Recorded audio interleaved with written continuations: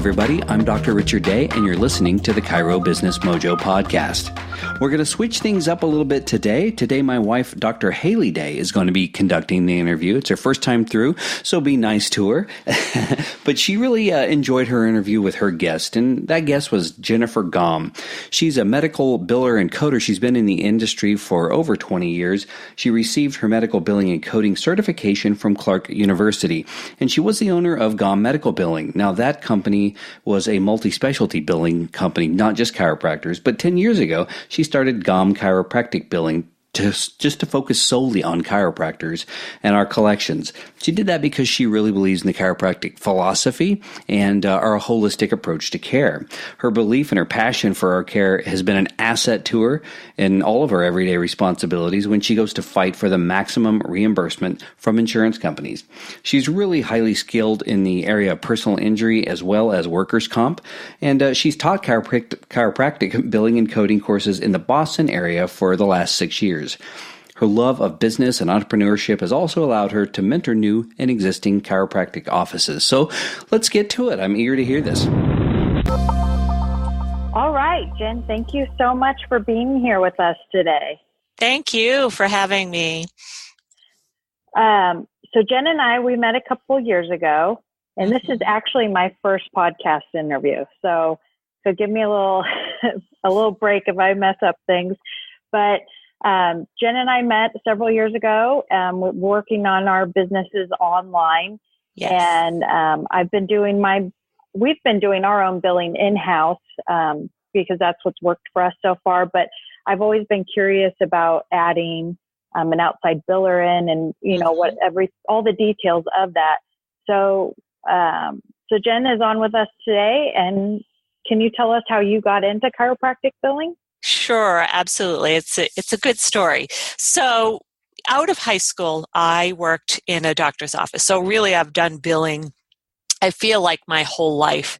In my early 20s, I had a desire to start a business and a love of business, and read all kinds of business books and all of that. So originally, I started my first billing company because I married the billing experience and the desire to start a business, and had great success with it. Probably about 10 years ago, I met my first chiropractor, and it basically from there, because I believed in their holistic approach to healthcare, and we share the same philosophies, it kind of merged into me just doing chiropractic billing. And honestly, my business has never made me happier, and I've probably had more success now than I did back then because of the personal, I feel the way I feel towards the chiropractic profession adds to me fighting for reimbursements and helping patients get authorizations and all of that. So that led me to my chiropractic billing company. Awesome. That's I love my chiropractors. Yes. That's kind of how I got into chiropractic. I loved business, and when I stumbled upon chiropractic, I thought, hey, these work, and that's how I got to where I'm at. So tell us, if we wanted to start hire an outside billing company, can you tell us the process of adding that to the office? Sure, definitely. It should always start with a conversation and a practice analysis. So if you're interested in outsourcing and you're talking to a potential company, there first should be a conversation, because each office is different. Everybody has different needs. So, discuss what works for you, what doesn't work for you, where you need help, where you don't need help, what your staff is doing, what they're capable of doing. So if that works, because I talk to a lot of people, and I don't talk to them with the purpose of getting their business. I really talk to them with the purpose of helping them, and it might not be the right fit for them to outsource. So if it is, you would then go to usually a bid where you discuss what services there'll be and how much it will cost. If accepted, you'll sign a contract, and after the contract, you then the billing company will take the patient information, your charges, and all of your payments, either input them into their system or your system, because I'll talk about that later, but there's many ways you could work together, but I always advise that you share a billing system. Years ago, billing companies would have an off-site practice management system, so you never knew where your billing was at, or you never had proper reports and all of that. So the billing of today is very different, and the biller will then input their information in and take the billing from the initial charge right on through to a zero balance. It's called the revenue cycle circle, and that's huge for new chiropractors to understand. When you understand that, you will be better able to have a great foundation and make sure that your AR and billing is where it should be. Okay, and what is the typical cost for an outside biller? Sure. Typical, I'm in the Northeast, typical cost here, and it does depend. I've seen lower rates down south, say in Texas, and higher rates, say if you're in New York City. I'm in the Boston area, and the typical rate here is 6 to 8% for what the billing company collects. So if the office is collecting deductibles at the time of the visit, which they should be, or co-pays, or self-pay, because in chiropractic you have to have a very strong cash portion of your business. The way a good chiropractic office runs is not just on insurance. That is, the billing company would not get a commission on that, only what they brought in. So insurance dollars, or if they were billing patients, and would be some of those patient dollars. But so they would get a 6 to 8% commission off of that. Sometimes you'll see billing companies giving a flat rate. If, say, an office is just starting, trying to get on their feet. So it's always good to negotiate. And again, that goes back to having a good conversation with the billing company and making sure your needs are met, and not just diving in. If they tell you, oh, we charge 10% commission on everything, make sure that you ask a lot of questions and get the right fit. Is there a reason why it would be higher? Could there be an added service that would maybe increase that? Yeah, there could be an add. That's the thing. The services could range, but a billing company shouldn't necessarily choose the codes for you, because then you run into a bit of morality. So, make sure that they're compliant and not doing anything that would enhance your reimbursements or anything like that. But I find, because different areas get paid different fees, your LCDs with Medicare, that percentages just seem to be higher. Commissions for billing companies seem to be higher in bigger cities and lower in areas where the chiropractor's payments are lower. Okay, I guess that makes sense. Yeah. So what do you think the benefits are for having someone outside of the office do it versus having someone in your office doing it? Well, there's a lot of I've seen it work in the office, so, it can happen. You do it yourself, and it definitely can. But the benefit of having it outsourced, it's almost like a good accountant. The benefit of having the billing out is you have someone focusing on your AR, 5 days a week, 6 days a week. You have someone with no distractions. They, are just working your denials and finding out what's outstanding. The phone's not ringing, patients aren't calling. You don't have to pay the benefit package that you would have to pay for employees. This is all contracted, so you're not paying taxes on it. It's a tax write-off, and you're not worrying about staff quitting or training staff. All of that is off your plate, and your billing usually is higher when you outsource. Your AR collections. Well, and all those other things become yet another job.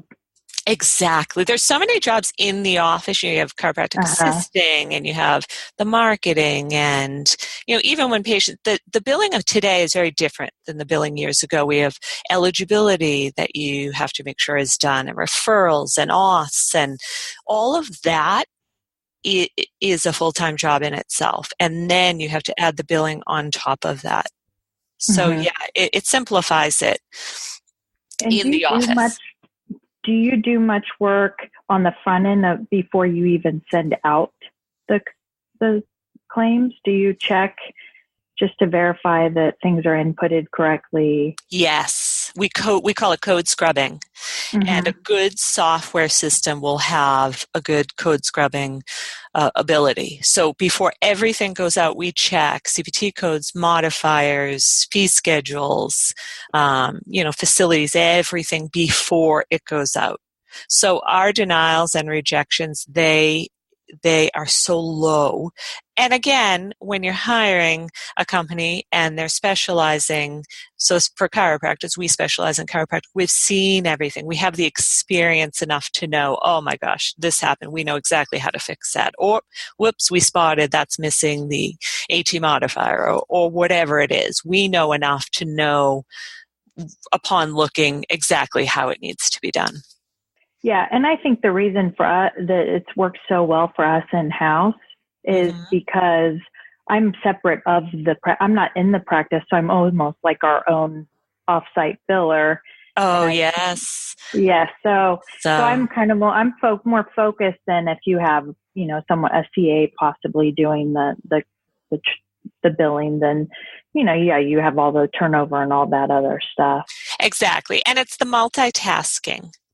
Yeah. When you stop multitasking, it's if you have 5 jobs, you're multitasking. You're not going to give your 100% to any one of those. So it takes that part off the table. And really, your accounts receivable is what runs your business. Without that, there would be no business. So to Mm-hmm. make that your top priority and make sure it's done well from the beginning, it is, I think, smart. And the fact that you're off-site, you know, that's a benefit because then you can just focus solely on the billing. Yeah. I've been in offices where I've seen stacks of denied claims and Oh, everyone's kind of pushing them from desk to desk. oh yes. No I one wants to tackle them. No one wants to go after it and make the calls that it takes to get the money. It's so true, and that is the biggest thing we see is stacks of no follow up, and Mm-hmm. because we do it so often. It's all we do. We know how to fix it quickly. So in an office, you might see a scenario where you had a particular denial once a year. And then you have to call the insurance company, and we all know you'd spend an hour on the phone with them, and hopefully you'd get to somebody who could help you. But in a billing company, they're going to know exactly, oh, I know what to do. Did this last week, and then they fix it quickly. And it Yeah. is true because the insurance companies, they make a lot of mistakes. Uh-huh. And they will deny things saying no authorization when there is an authorization. And they will deny things saying no active policy when the patient has an active policy. So it is a constant, appealing and fixing their errors. That's a good portion of what you do as a biller. Mm-hmm. What are some other services? I've heard of outside billers helping with getting in network with insurances. Credentialing. Yep. Credentialing. Credentialing is a huge part of what we do. We do it here at my business as well. And yeah, that's again another whole area of your practice that takes a lot of time. With Medicare, you have to revalidate every 5 years and you have to keep up your CAQH profile, and the insurance companies want to know that your license is renewed. So there's that end of it that really goes on all the time. Credentialing, making sure that everything is up to date. So yeah, there's a Yeah, bunch of services, and that is definitely a big one that people need. Yes, all the things that I personally don't like doing in the practice. I would love to hand it off. Yes. It's a lot of, it's because well, I think what makes it so hard is, like you said, if you're only doing it once a year or once every 3 years, it's really hard. You don't have a streamlined system, whereas you have that system in your office because you're doing it on the daily. Exactly. So we see everything. And very rarely, even when we teach our courses, billing courses, very rarely is there ever a scenario that we haven't encountered, because it's all, it's all we do. And especially where we focus on one specialty, we've just kind of seen it all. So if you're going to stump me, then you probably have a really good situation on your hands, Are there certain things that someone should look for certification-wise with an outside biller? Yes, you want to make sure that they are certified medical reimbursement specialist, certified coder, certified biller through the AAPC, American Academy of Professional Coders. These are all things, which in my company we're certified, that you're going to bring the compliance experience, which today is huge. I mean, compliance is huge in billing. You want to make sure it's done correctly. You want to make sure Medicare doesn't audit you. Blue Cross doesn't audit you. So bringing that experience alone from somebody who's educated and certified will save you in the end. I see a lot of in-house billers or, chiropractic assistants who are entering codes who have no idea what the codes mean. So you could choose a number. If you chose an adjustment, 98941, that biller has no idea that that's a second level adjustment or what it means, or she'll add a diagnosis on, but he or she, and have no idea what it means. So somebody with that experience will understand these codes mean something, and people could get in trouble if you're not using them properly. So it's a huge benefit today to find someone who's certified. Is auditing another service?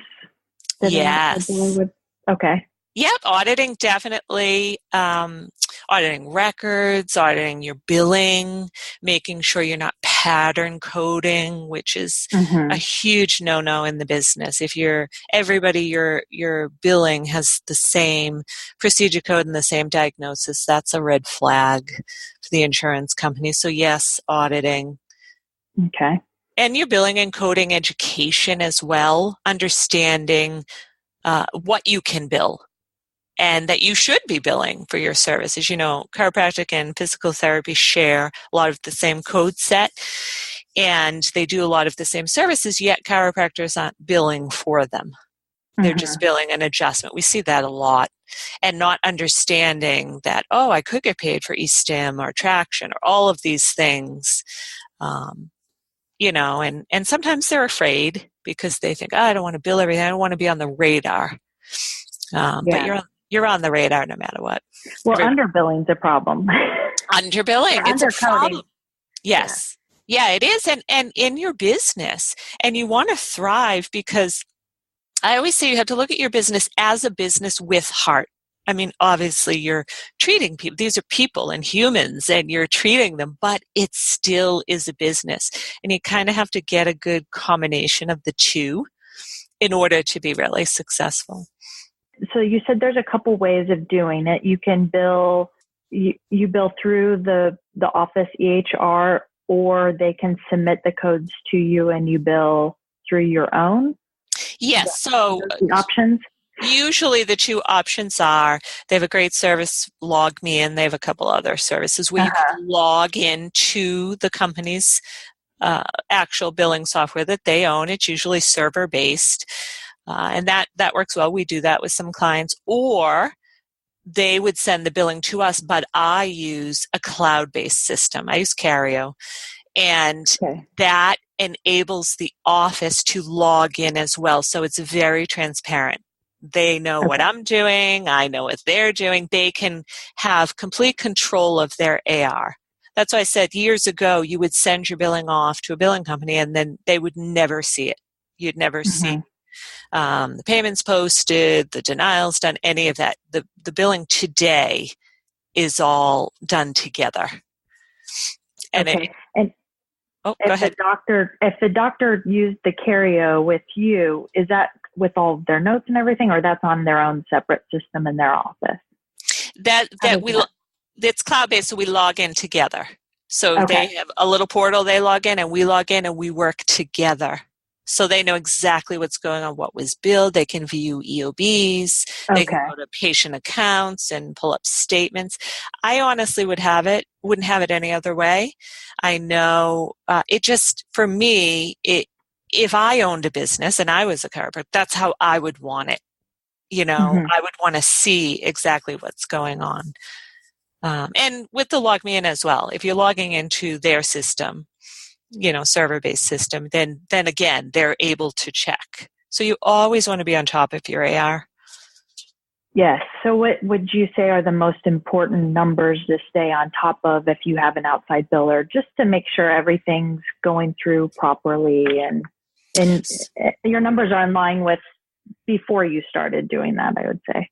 Yeah. So you want to make sure that the amount you're billing and the amount you're taking in, so charges billed and accounts receivable, are pretty close together. I mean, you're going to have contractual write-offs, but you want to make sure that those are pretty, good, matching each other.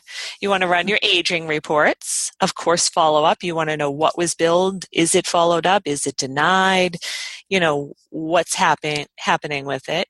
You want to run reports and find out what are your most frequent denials. Why are they denying? What can we change? How can we fix anything that an area where we're not taking money or we're not getting paid? An example is you're having a lot of denials for no authorizations.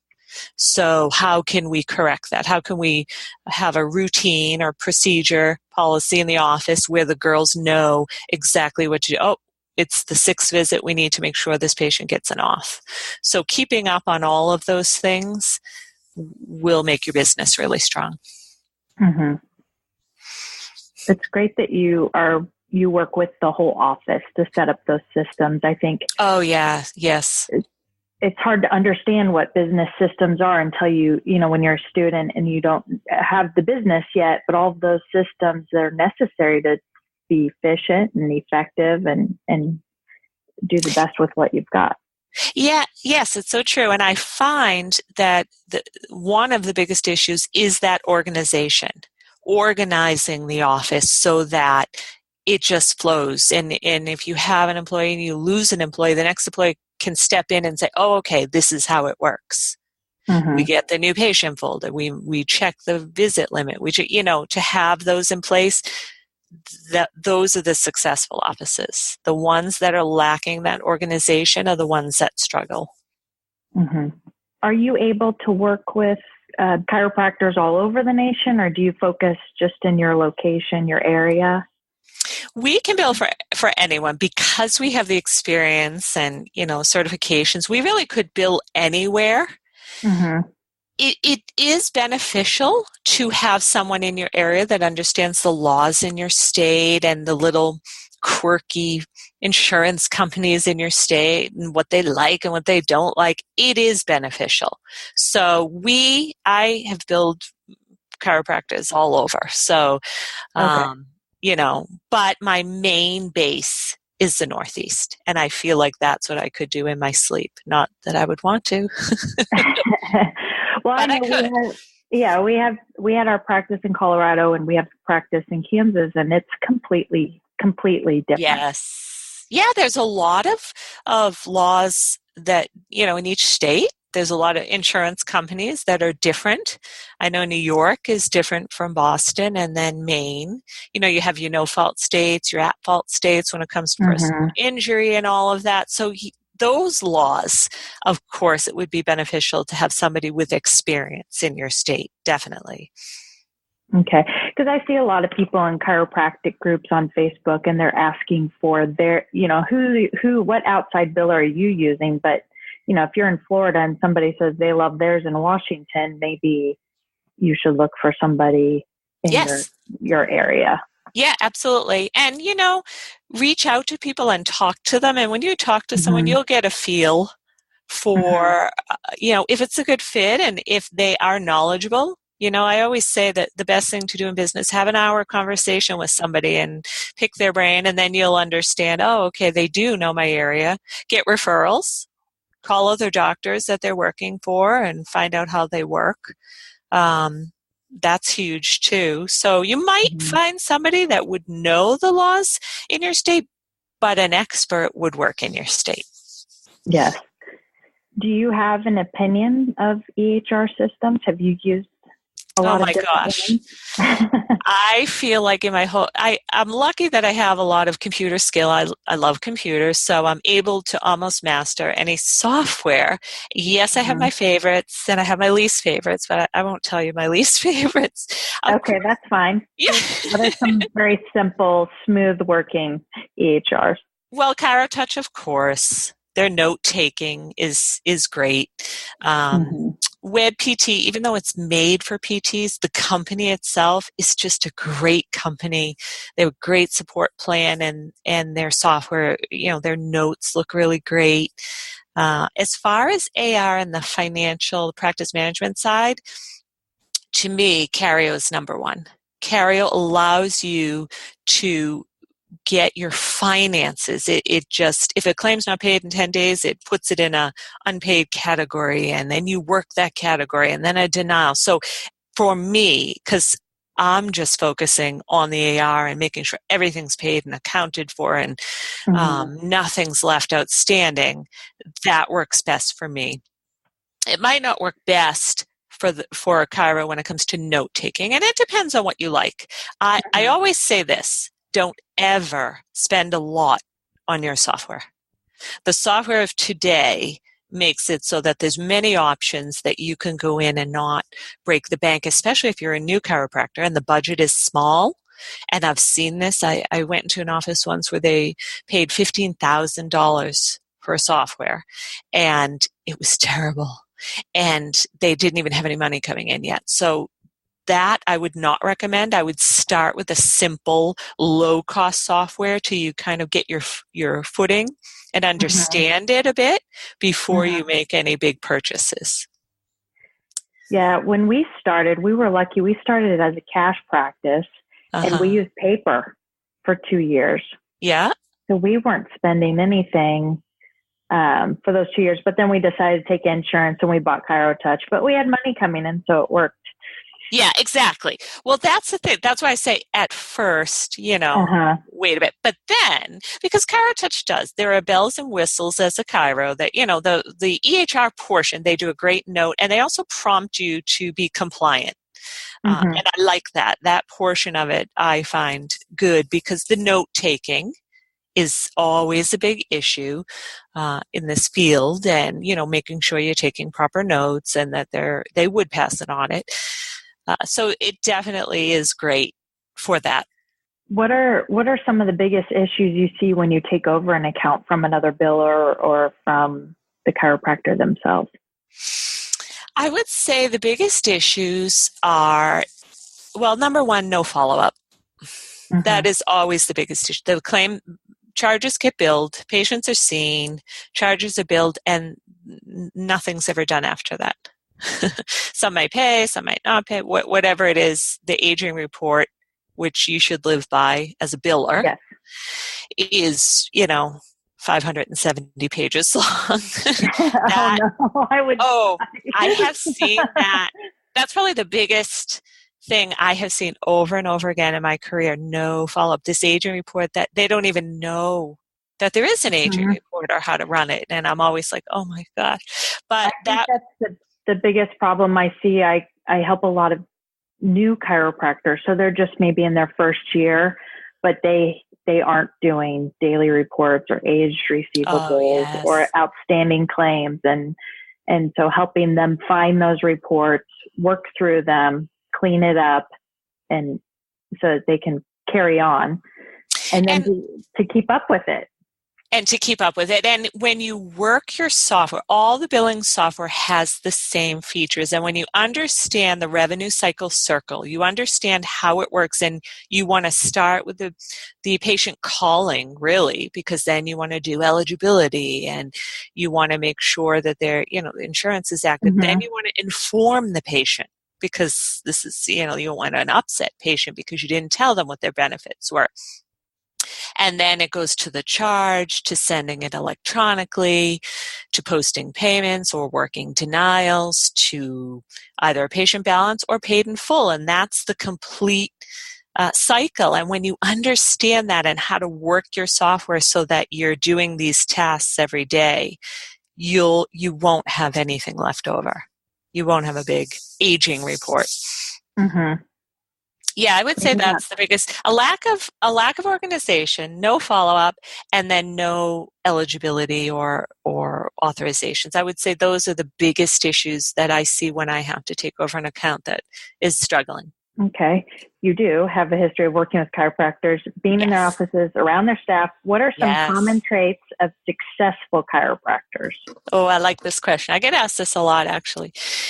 And because I have a love for business, so I'm almost fascinated with what works and what doesn't work. And it doesn't even just stay with my own business. It's almost with every business. But I find in the chiropractic field, confidence, knowing your worth, not jumping in and saying, oh, I'll give this for free and that for free and that for free, because, it makes patients kind of, not feel that confident in you. So when I've stepped in offices that have been very successful, it's here coming, this is what you're going to get. This is what the charge is. This is, they're just, it's a presence and a confidence.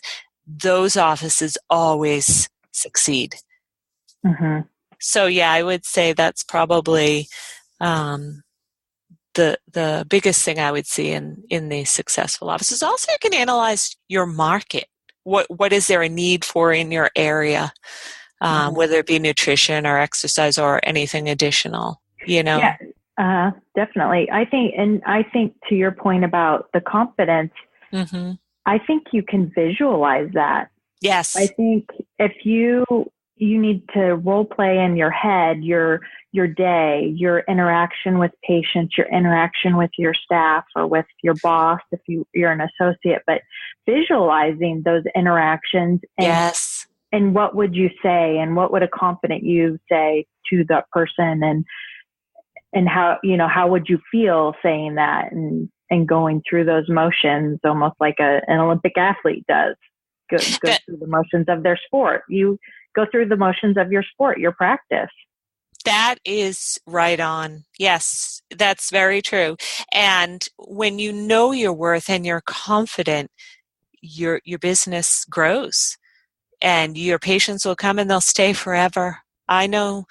It's funny because I always say I have an office that I've known for years and years. I call it the magic office. They don't do an ounce of marketing. Their phone rings off the hook. They never have room for new patients. And what is it, when I look at this office, the doctor in this office is a presence. And you feel it the minute you walk in the door. He doesn't offer a lot of bells and whistles, but there's something about him. It's a confidence and knowing what your skill set is and a presence that I've seen other offices where maybe somebody is a little more skilled or has a little something else struggle.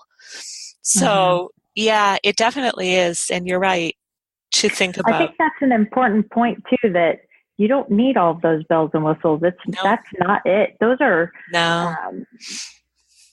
trendy or, that might get people in the door, but it's not going to make them stay, which is ultimately should be your end goal, is that you, not to keep treating them, but that they consider you their chiropractor. And if anyone consults with them about who to go to, they say you. They say you. Yes. And it is, it's I like to see it. It makes me happy to see people that are like that and succeeding. what are some things doctors can do to avoid leaving money on the table? Oh gosh, underbilling. Definitely. Make sure that you're billing the insurance companies for all the services that you're performing, not just the adjustment. And it doesn't put you any more on the radar for an audit than just billing the adjustment. I mean, if your fees are out of control, if you're, charging outrageous amounts, that might put you on the radar, but just billing your average amount of services would not. I would say that that's the biggest way to leave money on the table is underbilling. Second would be the follow-up. Again, going back to your reports and utilizing your software and making sure that your claims are paid timely, that your denials are followed up on, eligibilities are done, and authorizations and referrals. In chiropractic, there's a lot of insurance companies that require authorizations and referrals. This is probably my biggest denial that I see. The office doesn't get the authorization, or they've lost track of how many visits the patient has had. So setting up policies, I mean, you might not want to get an authorization when you might want to move them to a different plan or whatever it is, but have a system set up so that's what you want to do, instead of just, oops, now I have to write out 3 visits because I didn't inform the patient. I didn't get an authorization. So yeah, I would say that's a biggie. Are those things you go over with doctors if you kind of to analyze what they've been doing and yes, those things out to them when you start working with them? Oh yes, absolutely. We always go over denials. I always weekly let them know what their denials are, how we could change it, what can I do. If they're close to me, I'll go in the office, and I work a lot closely with the staff, so secretaries or the CAs, and I usually like to get a good relationship with them because the doctor's busy a lot of times. So then I can tell the girls or guys in the office, this is what you need to do to track these visits. You need a visit tracker. You need some sort of alert that lets you know that their visit limit is going to be met soon, or if they have a monetary benefit, $500 a year, that's going to be met soon. So yes, we do a lot of teaching. We're very interactive with our offices, I have to say. That's great. Yeah, it really is. I wouldn't have it any other way. I would never feel good about myself if I allowed someone to struggle and I didn't try to help. That's awesome. Yeah, we're lucky. Grateful for our business. Well, that makes your business go well too, just like with the chiropractic office. So my next question, I've had to train a lot of office managers or associates on calling insurance, mostly office managers or CAs to follow up on the denials and get the reimbursement. I've had a lot of issues. I feel like it's a right mixture of being aggressive, knowledgeable, nice, and there's kind of a science to it. What's your take on that? Oh, I agree. Absolutely. I always start off being extremely nice, respectful and firm. So that's how I start, and I usually throw in, the fact that I've been doing this for 20 years, but if you don't have that to throw in, you could start off as this is going to get paid. I say, keep the mindset this is going to get paid in the back of your mind. Don't go in assuming, oh, I'll never get this paid. I'll never get this fixed. When you go in with that mindset, that's what the vibe you're going to give off on the phone. And then if you need to get firm and call a supervisor, absolutely do it. I always ask for a supervisor if I realize that, because a lot of times you will know more than the rep on the phone. Most of the time. So don't ever be afraid to say, oh, I'd like to speak with you, supervisor, please, in a very respectful way, because you will get to know the same people. You will talk to the same people, especially in personal injury and workers' compensation. These adjusters, you want to make good relationships, but you do not want to get walked over. So you're right. Yeah. It is. What about if you ask for a supervisor and they say there isn't one? Oh, there's always a supervisor. Yeah. I had that happen last week. Yeah, I've had people try. So they'll say, oh, they're not here right now. Oh, they're not, and I would say I've been known, to get tough when I have to get tough. I mean, I'm a softie with the patients, but I can get tough with insurance. And I would say, well, I'll call right on up till I get the CEO if I need to. I mean, you really want to hold That's kind of the approach I took.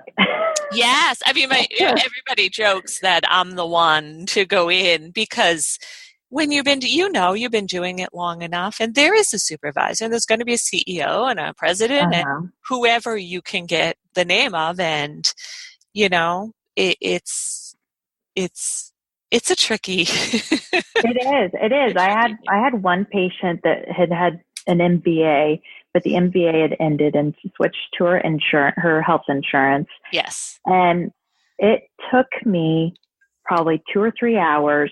I had talked to like 8 different people. It was, I'd called several times. There was, it was probably a year after the fact.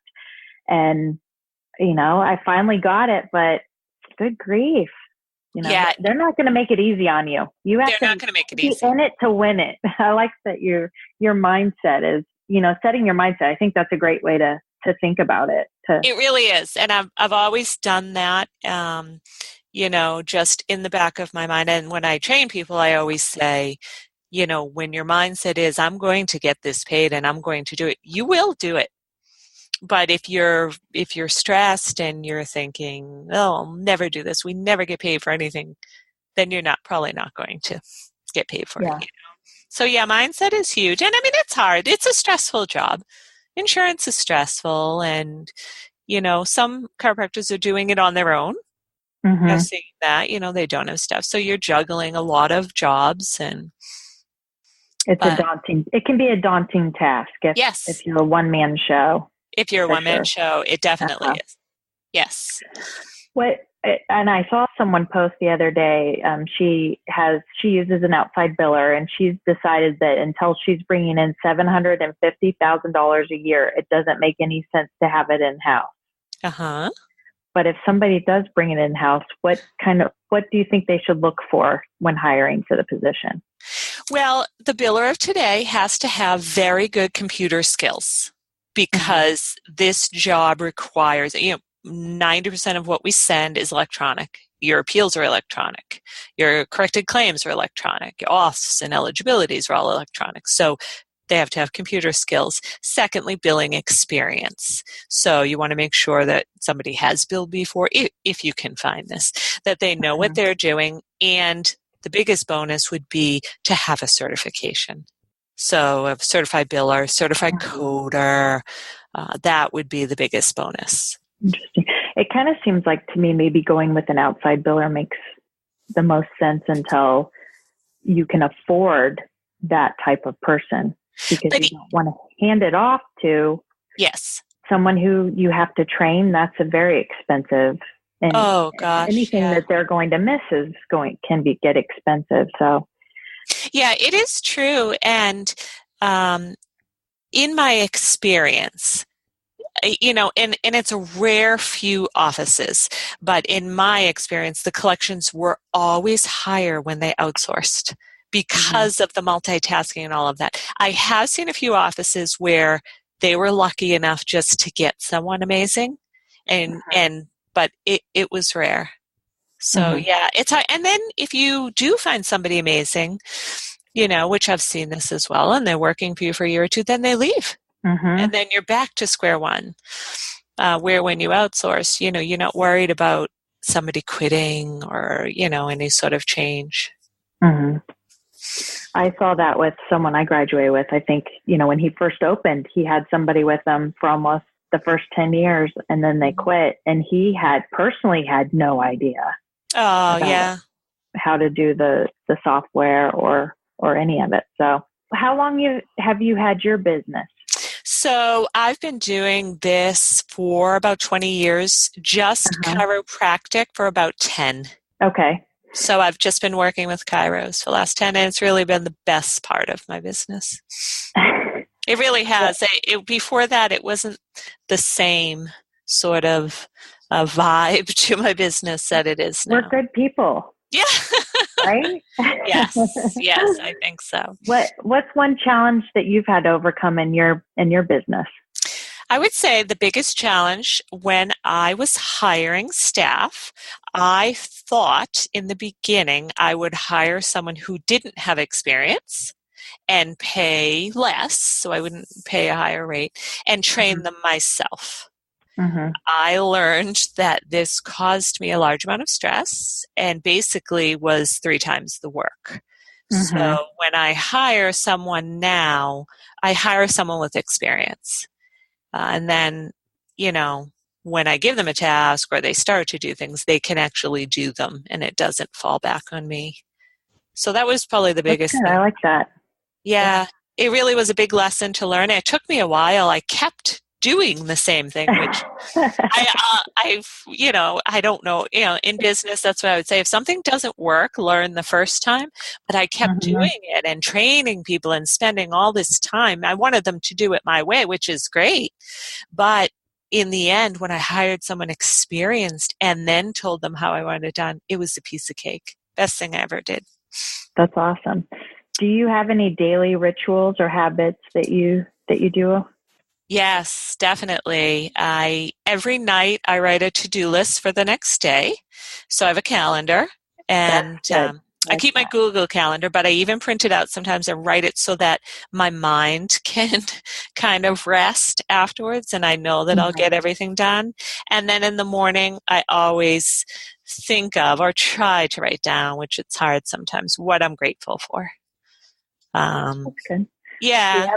We have both of those in our Chiro planner. Oh, that's perfect. Yes. Yeah, I think definitely setting intention for the next day is powerful. It really is. And going off of, how your day was, what can you do tomorrow? What will move you forward the next day? So I like that. What's your favorite book, or what book would you recommend to us?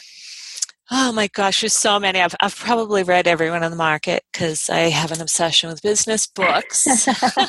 But I would say to read E-Myth. It's an older one, but it really gives you, I think it will give new chiropractors and existing chiropractors, an idea of how the business should be. So in the email, they tell you, set your business up like a McDonald's.